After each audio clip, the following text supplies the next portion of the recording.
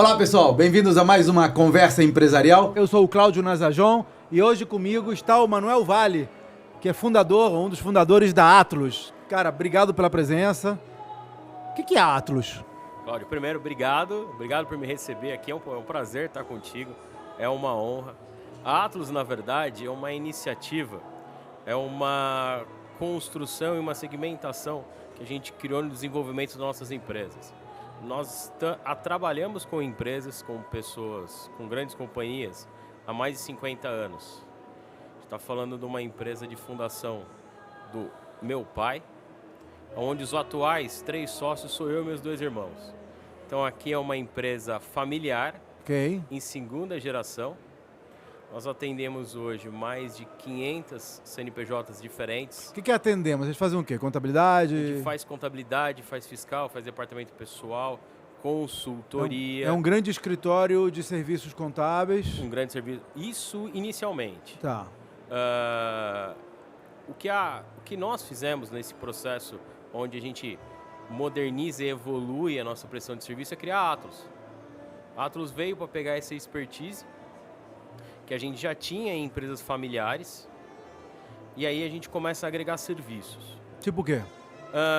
Desde uma parte de consultoria empresarial, M&A, governança, uma parte de tax. Como consultoria, né? Como consultoria, mas com relação, por exemplo, ao M&A, a gente está falando de boutique de M&A mesmo. Tá legal. Então, a Atlus é a configuração do nosso ecossistema.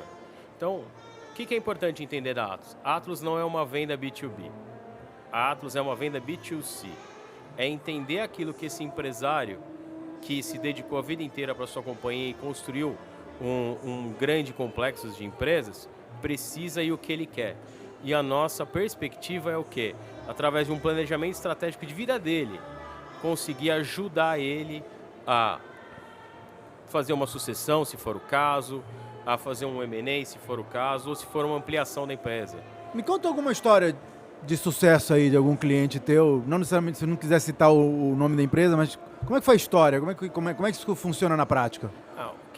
Escritório contábil a gente tem muito nítido do que é. Você contrata o escritório contábil, ele faz a contabilidade para você e acaba ali. Quando você fala assim, nosso é B2C, vou falar com o empresário, vamos falar história de vida, é isso e tal. Aí eu mudei. Então, me dá um exemplo de um case.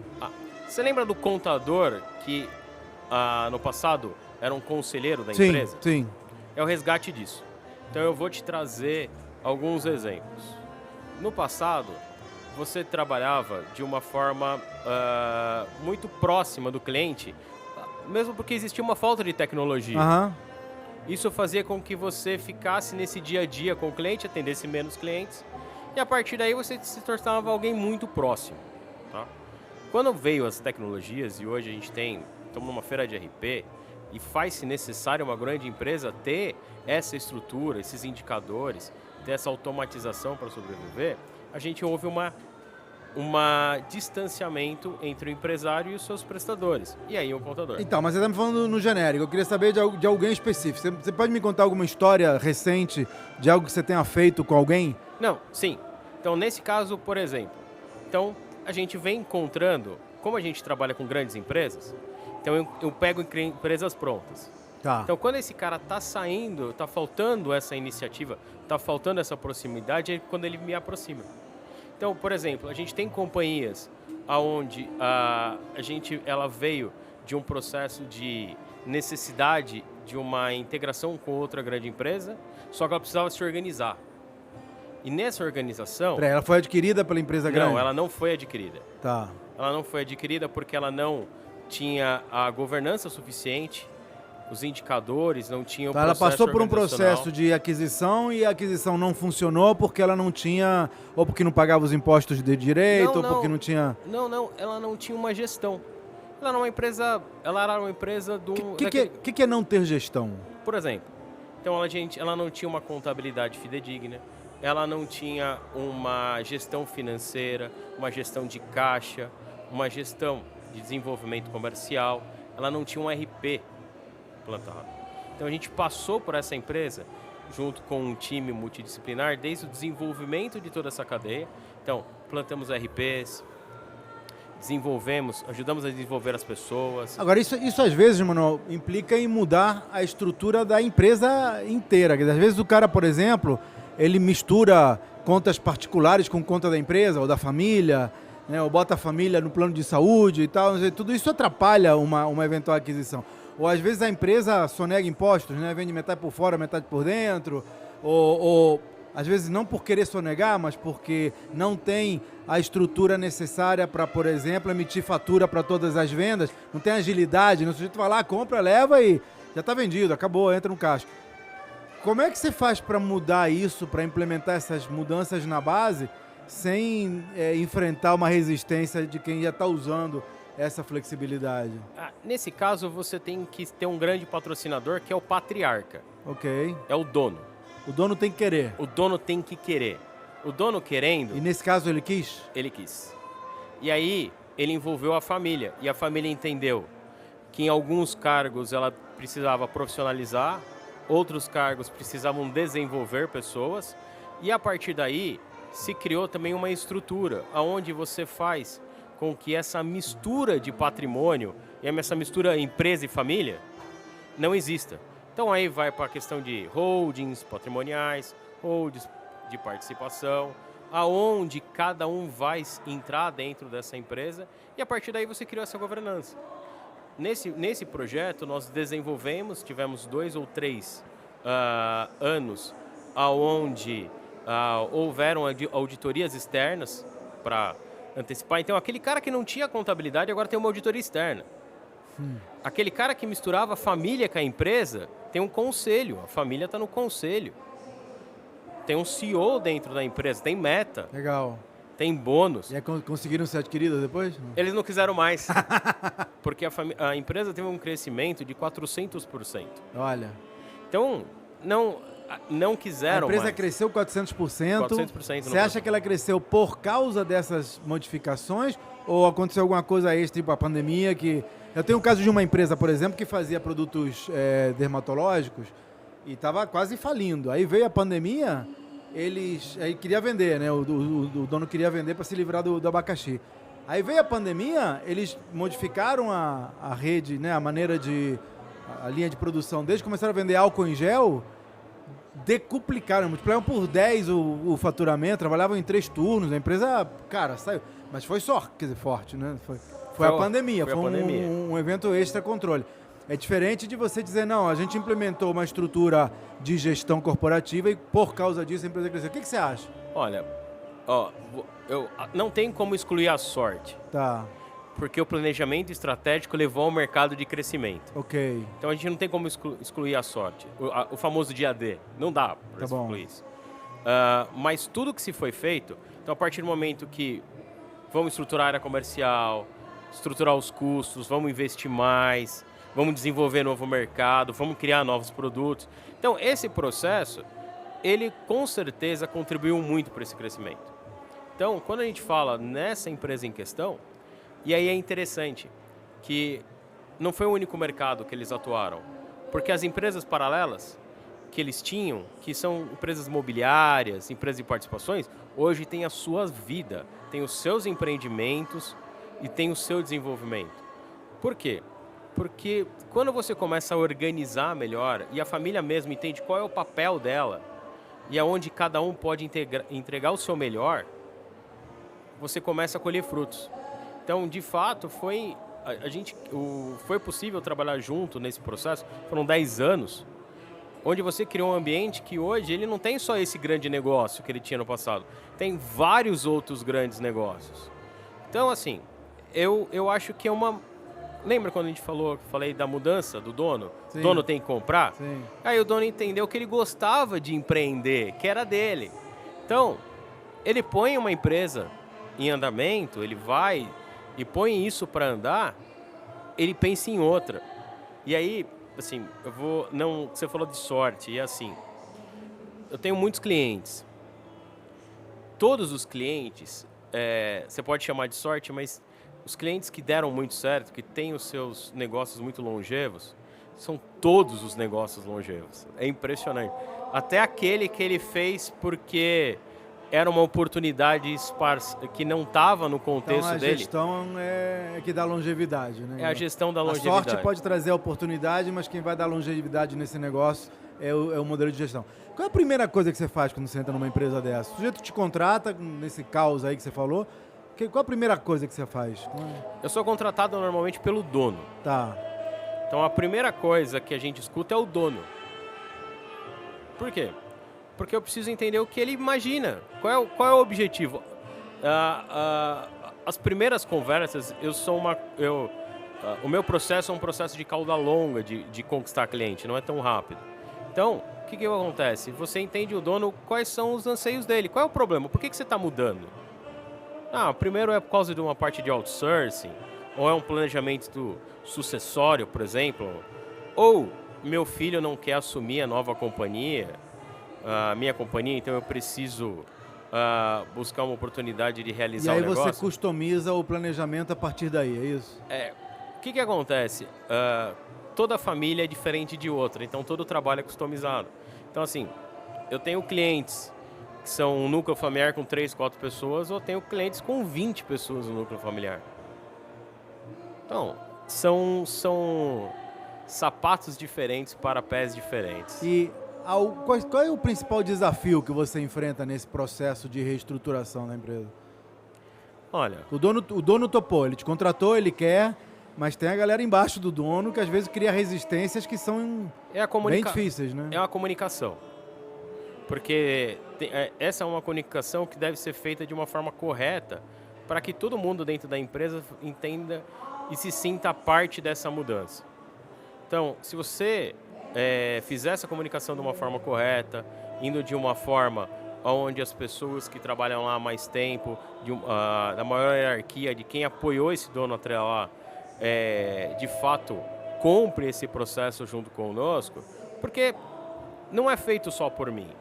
A empresa tem que estar junto. Todo mundo tem que estar junto. A gente está falando de uma equipe multidisciplinar que faz parte da Atlus, que é o core da Atlus, mas eu não mudo empresa nenhuma sem que a empresa queira mudar. Então eu preciso da ajuda da empresa, preciso que as pessoas importantes dessa empresa entendam como elas podem ajudar, porque elas vão ajudar e elas são extremamente importantes nisso. Legal. Então a comunicação para mim é um grande ponto. Que ferramentas você usa para isso?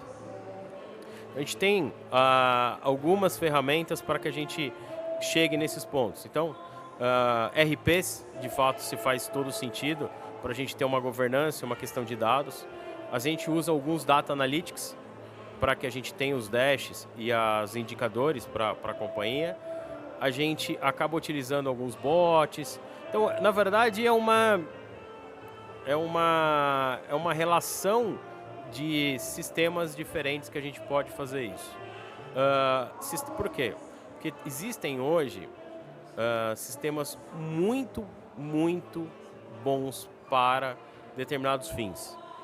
E aí você começa a customizar e utilizar esse sistema para esses fins, só que no final das contas você precisa entender quais são os limites de cada um. Isso daí vai participar muito também do que é o caixa da empresa, do tipo de investimento, da necessidade, onde ela quer chegar. Agora, Manuel, vamos lá. A Atlus, ela faz parte de um grupo. Eu conheci você pelo Grupo Controle, né? Como é que é essa estrutura empresarial? A Atlus faz parte do Grupo Controle, o Grupo Controle tem outras empresas?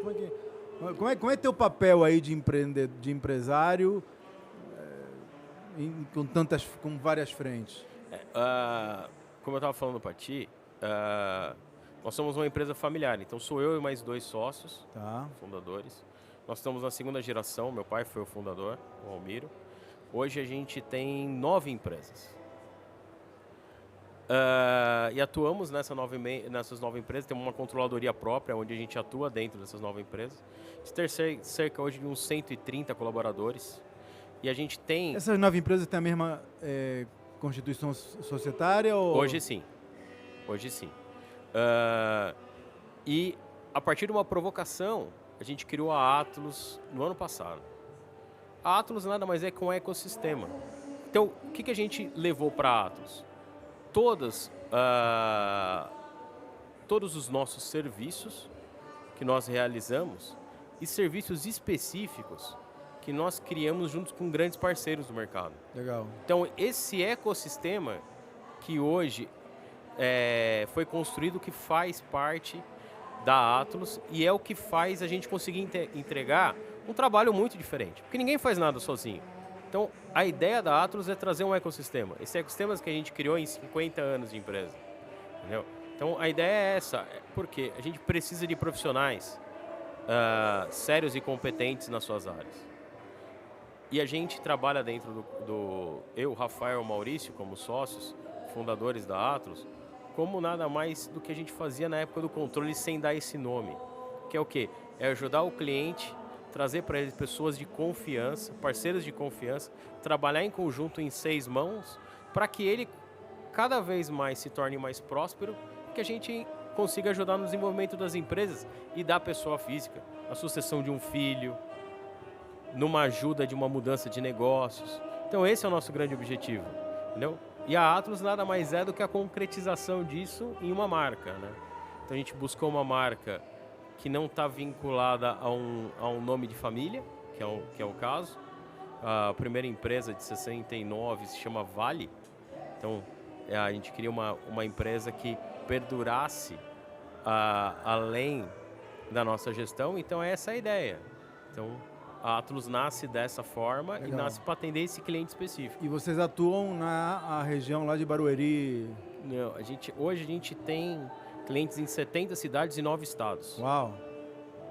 Então, muito bom. A gente atende vários locais. Agora vamos lá, só finalizando aqui, a gente está aqui agora gravando no RP Summit, que é um evento voltado para RP, que é uma ferramenta de gestão, né? Qual é a impressão que você leva? Qual é a tua relação com esse evento e qual é a impressão que você leva dele? Eu cumprimentei o Marcelo Ciorini agora na entrada.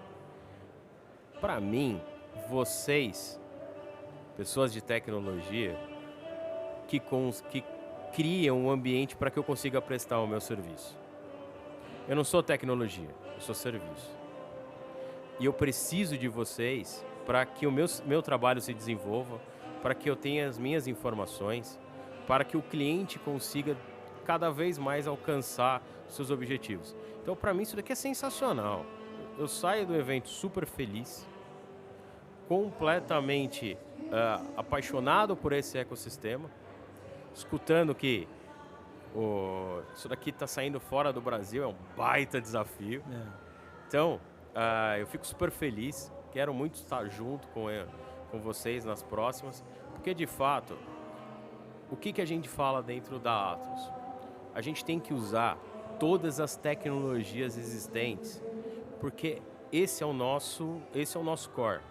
O que a gente completa com o serviço é o quê? É aquela entrega personalizada, aquele olho no olho. Mas a gente tem que ter muita tecnologia. Senão, no ambiente que a gente vive de competição, a gente não chega em lugar nenhum. Então esse é o nosso... Eu olho para cá e, de fato, eu vejo uma conquista para todos que estão aqui de uma coisa sensacional. Porque, volto a dizer, eu sou usuário há muitos anos de RPs. Você viu alguma novidade aí? Olha, eu vejo algumas novidades, algumas evoluções, mas quando a gente fala de ferramentas que a gente não precisa mais ficar integrando inteligência artificial, bots e o próprio RP, quando a gente consegue pegar uma ferramenta de end-to-end, é onde eu falo que de fato a gente está conseguindo. Então, eu vejo muitas ferramentas como essa aqui, que de fato eu sou usuário e um feliz usuário, mas que com certeza muda o jogo. Então, a gente fica muito feliz nesse ponto. Muito bom. Pessoal, falei com o Manuel Vale, da Atlus e do Grupo Controle. Manuel, super obrigado pela participação. Se você gostou, compartilha, dá um like, né, curte e compartilha com quem você achar que pode funcionar. Toda sexta-feira você pode ver mais um episódio da Conversa Empresarial. Até lá!